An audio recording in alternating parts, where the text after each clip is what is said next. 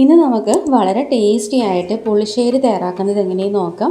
വീഡിയോയ്ക്ക് മറക്കാതെ ലൈക്ക് ചെയ്തൊന്ന് സപ്പോർട്ട് ചെയ്യുക. അപ്പോൾ നമുക്കിതെങ്ങനെയാണ് റെഡിയാക്കണേന്ന് നോക്കാം.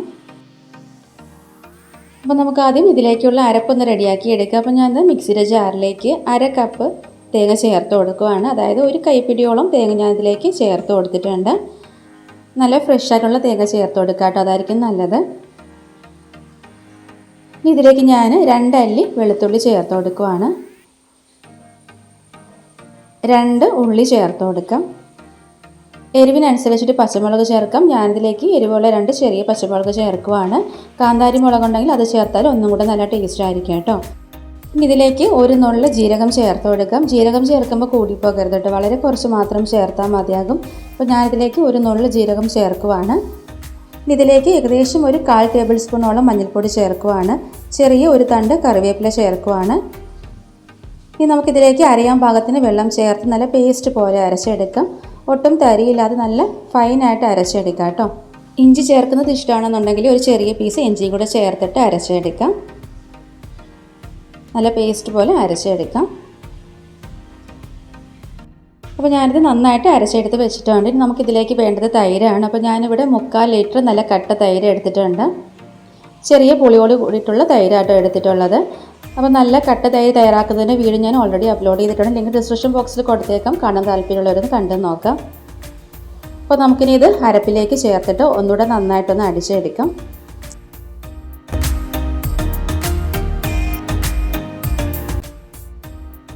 ഇനി ഇത് ജസ്റ്റ് ഒന്നങ്ങ് അടിച്ചെടുക്കാം. ഒത്തിരി നേരമായിട്ട് അരച്ചെടുക്കേണ്ട ആവശ്യമില്ല കേട്ടോ, ജസ്റ്റ് ഒന്നങ്ങ് അടിച്ചെടുക്കാൻ മതിയാകും.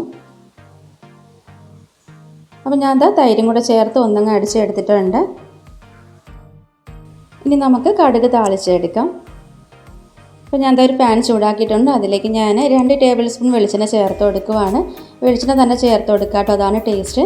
എണ്ണ ചൂടാകുമ്പോൾ ഇതിലേക്ക് ഞാൻ ഏകദേശം ഒരു 1/4 ടേബിൾ സ്പൂണോളം കടുക് ചേർത്ത് കൊടുക്കുവാണ്. കടുക് പൊട്ടി വരുന്ന സമയത്ത് ഞാനിതിലേക്ക് 2 വറ്റൽമുളക് ചേർത്ത് കൊടുത്തിട്ടുണ്ട്. വറ്റൽമുളക് ചെറുതായിട്ടൊന്ന് മൂത്ത് വരുന്ന സമയം ഇതിലേക്ക് ഞാൻ 2 ഉള്ളി ചെറുതായിട്ട് അരിഞ്ഞിട്ട് ചേർത്ത് കൊടുക്കുവാണ്. ഇതിലേക്ക് ഞാൻ 1/4 ടേബിൾ സ്പൂൺ നല്ല ചൂടാക്കി പൊടിച്ചെടുത്തിട്ടുള്ള ഉലുവ ചേർക്കുവാണ്. ഉലുവ ചേർക്കുന്നതിനേക്കാളും ഉലുവപ്പൊടി ചേർക്കുന്നതാണ് ഒന്നും കൂടെ നല്ല ടേസ്റ്റ് കേട്ടോ. ഇനി ഇത് നന്നായിട്ട് മൂപ്പിച്ചെടുക്കാം. ഉലുവപ്പൊടി കരിഞ്ഞു പോകാതെ ലോ ഫ്ലെയിമിൽ വെച്ചിട്ട് നന്നായിട്ടൊന്ന് മൂപ്പിച്ചെടുക്കാം.